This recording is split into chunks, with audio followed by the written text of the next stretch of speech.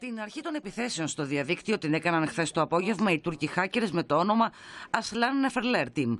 Η επίθεση των Τούρκων έγινε, όπως ισχυρίζονται, για την ελληνική αντίδραση στην ανάγνωση του Κορανίου στην Αγία Σοφιά. Έχουμε χακάρει την επίσημη σελίδα του Έλληνα Πρωθυπουργού. Η Αγία Σοφιά είναι δική μας. Οι Έλληνες hackers δεν κάθισαν με σταυρωμένα τα χέρια. Μιλώντας αποκλειστικά στο Σταρ, δύο μέλη των Ελλήνων Ανώνυμους εξηγούν γιατί απάντησαν στις προκλήσεις των Τούρκων. Εμείς δεν έχουμε προκαλέσει ποτέ τους Τούρκους. Γι' αυτό είπαμε να ξεκινήσουμε μαζικές επιθέσεις στην Τουρκία και στα κυβερνητικά της Τουρκίας. Προκλητική είναι, εννοείται ότι είναι. Για να μας βάζουν την καμένη ελληνική σημαία κάτω από τις αναρτήσεις. Μόνοι τους επέλεξαν να κηρύξουν πόλεμο σε εμάς και εμείς το συνεχίσαμε. Η επίθεση των Τούρκων στη ιστοσελίδα του Πρωθυπουργού έγινε στις 7 το απόγευμα χθες Παρασκευή. Ξημερώματα Σαββάτου, οι Έλληνες Ανώνυμους απαντούν στους Τούρκους hackers. Τουρκία.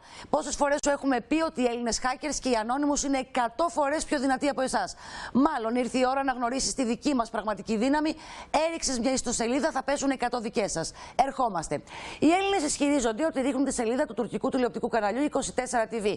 Και από τις 12 το μεσημέρι έχουν ξεκινήσει μαζικές επιθέσεις σε τουρκικές κυβερνητικές ιστοσελίδες. Αρχίσαμε τις επιθέσεις μόνο και μόνο επειδή χτύπησαν τη χώρα μας. Δεν θα σταματήσουμε τις επιθέσεις. Θα τα δουν μόνοι τους στις επιθέσεις που θα έρθουν. Οι Τούρκοι τα έχασαν με την επίθεση των Ελλήνων hackers σε 250 ιστοσελίδες τους σε λιγότερο από 12 ώρες. Το μήνυμα που δίνουν οι Έλληνες hackers στην Τουρκία είναι κάτσετε καλά. Γιατί εμείς έχουμε και τη δύναμη και την τεχνογνωσία για να μπορέσουμε να απαντήσουμε. Και οι Έλληνες θα ξέρετε κάτι, ότι είναι στο χώρο οι δυνατότεροι. Ο κυβερνοπόλεμος μεταξύ Ελλήνων και Τούρκων hackers είναι πρώτο θέμα στα τουρκικά μέσα, με τίτλους όπως «Άμεσα απαντήσεις σε Έλληνες hackers». Η Εθνική Αρχή Αντιμετώπισης Ηλεκτρονικών Επιθέσεων ανέλαβε τις έρευνες για την κυβερνοεπίθεση που δέχτηκε χθες το βράδυ από τους Τούρκους ιστοσελίδα του Πρωθυπουργού.